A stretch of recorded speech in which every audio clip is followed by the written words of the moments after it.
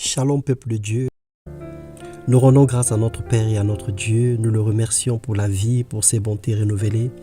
Nous élevons notre Dieu pour la grâce accordée, nous t'adorons et nous glorifions son nom pour la force et la paix. Au-delà de toute épreuve, que le nom de l'Éternel soit glorifié. Que le Seigneur vous bénisse ce matin. Il a renouvelé en chacun le souffle de vie, il nous a comblé de grâce et de paix. Ce matin, il nous appelle encore par nos noms et il nous dit de ne point s'inquiéter. Il nous demande de se lever et de regarder, de fixer les yeux vers lui. Nous allons partager notre exhortation ce matin, le thème de notre exhortation, le culte raisonnable. Et nous lisons dans Romains 12, le verset 1, la Bible déclare « Je vous exhorte donc, frères et sœurs, par les compassions de Dieu, à offrir vos corps comme un sacrifice vivant, saint, agréable à Dieu, ce qui sera de votre part un culte raisonnable. » Si nous voulons comprendre ce contexte, nous allons dire que le culte raisonnable, c'est l'action d'offrir à Dieu nos corps comme des sacrifices vivants. Nos corps saints, nos corps agréables, nous devons offrir à Dieu. Autrement dit, on n'offre pas à Dieu un corps désagréable, on n'offre pas à Dieu un corps qui n'est pas saint, c'est-à-dire un corps impur. Mon frère, ma soeur, toutes les communautés chrétiennes du monde entier, chaque dimanche, samedi pour certains et voire même vendredi, et en semaine, ont des programmes, des prières ou ce qu'on appelle couramment des cultes. Par définition, le culte est un honneur que l'on rend à Dieu par des actions de piété ou des actions saintes. Raisonnablement, nous partons à l'église pour rendre grâce à Dieu. Cet honneur, pour rendre grâce à Dieu, cet honneur en cherchant, en louant, en le cherchant, en chantant, en louant, en l'offrant des biens, des offrandes et autres. Toutes ces choses sont formidables. Mais le Seigneur nous fait savoir que notre corps est le temple de son esprit.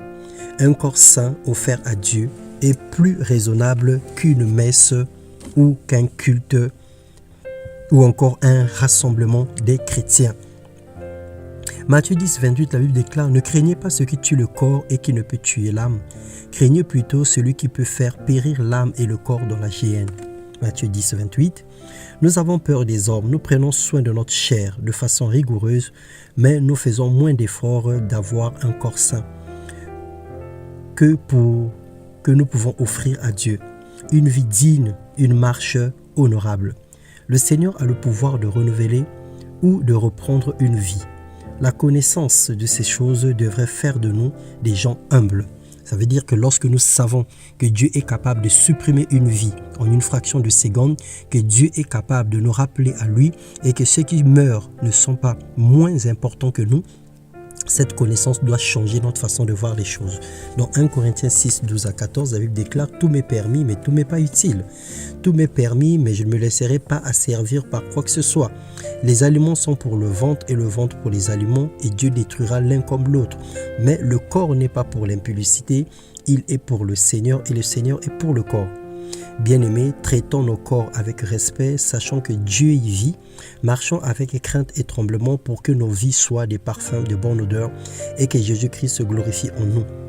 Nous pensons déjà à le mois de septembre qui arrive. Nous voulons que ce mois soit un mois de consécration, que ce mois soit un mois exceptionnel auquel nous allons expérimenter l'amour et la grandeur de Dieu dans nos vies. Que le Seigneur nous bénisse et que le Saint-Esprit continue à nous convaincre du péché, du jugement, de la justice. Que le Saint-Esprit continue à nous conduire, à nous guider. Nous voulons marcher sur les traces et sur les pas de Jésus-Christ. Nous voulons être comme lui, être ses imitateurs et le ressembler.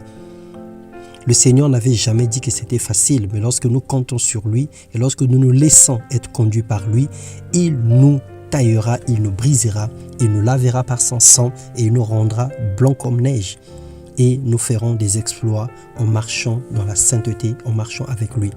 Que la grâce de Dieu soit votre partage et bonne nouvelle semaine puissante de Jésus-Christ.